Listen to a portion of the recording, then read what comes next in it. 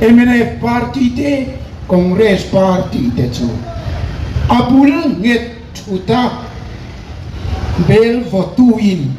bel inchar atira tama nget taka avua ahemro aro char ania thatakin achaka tuyaking the ZPM chu thiangin apula tama chana lo dual le laman lenga bel ke them andron uwa veng le lama pakhatina dangaron uwa le lama tanginaron an la khoma an chuk tua khoma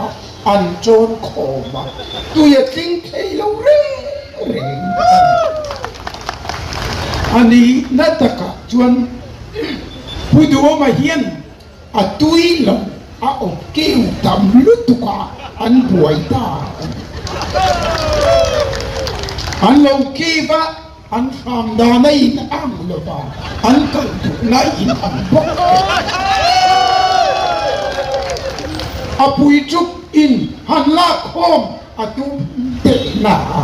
apui chuk dan an repito lo enga tinge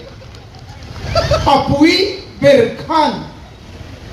thuthung tumdan mumal ahote mi puite asiat tirka lo voina thukhat asoya atuka thutang asoya tichuan min anlo riko zoram tuna chuan athu soitam po le nui tur ataka ne ringot lai